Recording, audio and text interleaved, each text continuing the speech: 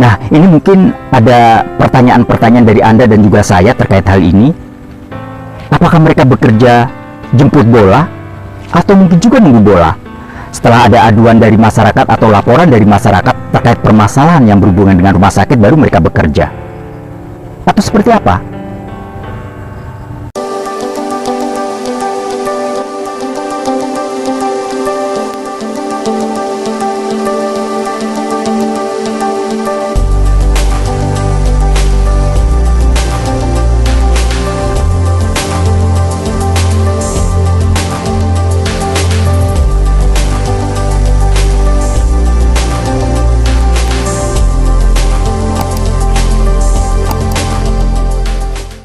Assalamualaikum warahmatullahi wabarakatuh. Salam sejahtera, salam sehat dan bugar. Semoga selalu terpancar di setiap jengkal langkah kita.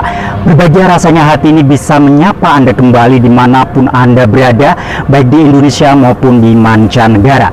Pada kesempatan kali ini saya masih membahas seputar penyedia layanan kesehatan yang menolak melakukan tindakan pelayanan medis bagi pasien gawat darurat.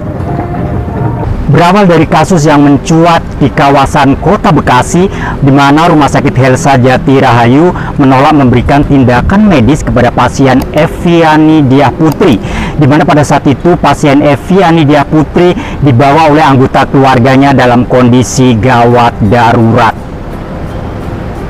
Meski sebetulnya untuk membenteng itu semua sudah ada Undang-Undang Nomor 36 Tahun 2009, spesifik pasal 32 ayat 2. Jadi sebelumnya telah dibahas Undang-Undang Nomor 36 2009. Nah, saat ini saya akan membahas terkait lemahnya pengawasan dan juga lemahnya sanksi yang dijatuhkan bagi penyedia layanan kesehatan yang telah melakukan pelanggaran berat.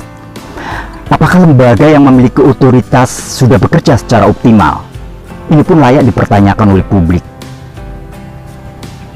Ternyata Badan Pengawas Rumah Sakit terdiri dari Badan Pengawas Rumah Sakit Indonesia atau disingkat BPRSI dan juga Badan Pengawas Rumah Sakit tingkat provinsi atau disingkat BPRSP. Perlu diketahui pula bahwa Badan Pengawas Rumah Sakit merupakan unit non-struktural pada kementerian yang menyelenggarakan urusan pemerintahan di bidang kesehatan, yang memiliki tugas dan tanggung jawab melakukan pembinaan dan juga pengawasan terhadap kinerja rumah sakit secara eksternal dan bersifat non-teknis perumah sakitan dan melibatkan unsur yang ada di masyarakat. Begitu pula yang di tingkat provinsi yang tersebar di berbagai pelosok di tanah air di negeri ini. Badan Pengawas Rumah Sakit diharapkan mampu berperan aktif dalam meningkatkan kualitas rumah sakit.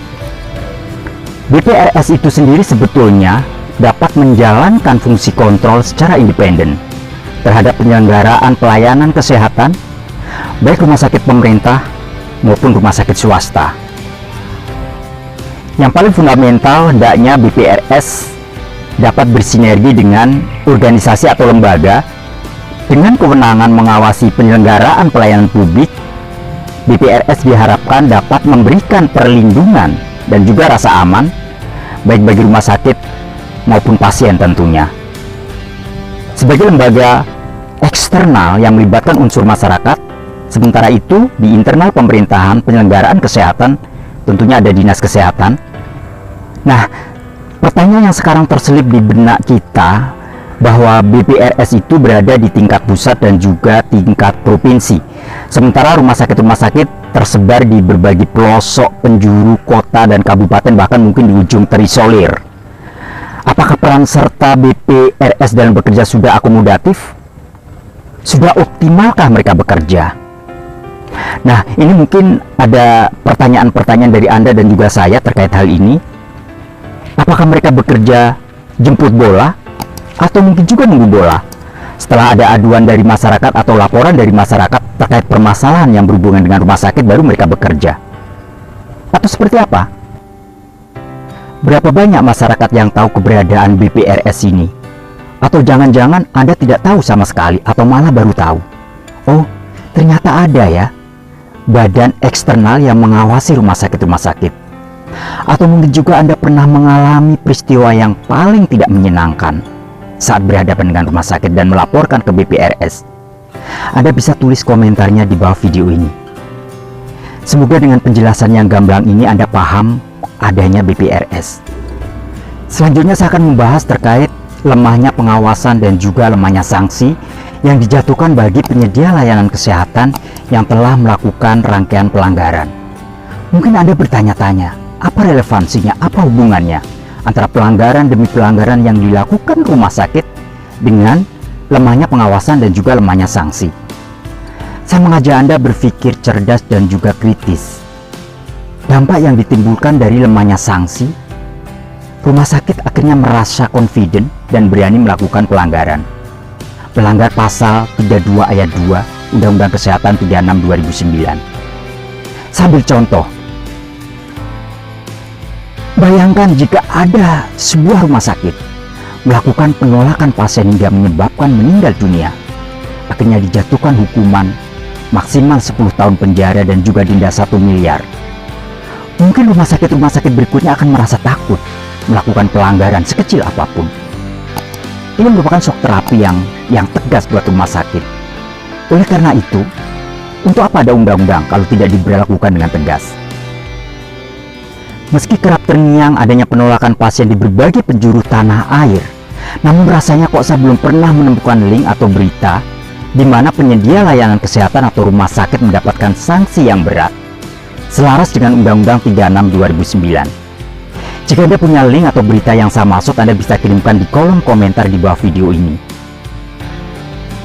Demikian informasi pembahasan terkait lemahnya pengawasan dan juga lemahnya sanksi yang dijatuhkan bagi penyedia layanan kesehatan yang telah melakukan pelanggaran berat, sehingga membuat rumah sakit akhirnya confident atau berani melakukan pelanggaran atau penolakan pasien gawat darurat. Jika tayangan ini dianggap bermanfaat dan memberikan secercah edukatif pencerahan, jangan lupa tulis komentar di bawah video ini. Bagi Anda yang belum like, subscribe, jangan lupa pula padamkan tulisan subscribe merah menjadi hitam. Sampai jumpa. Wassalamualaikum warahmatullahi wabarakatuh.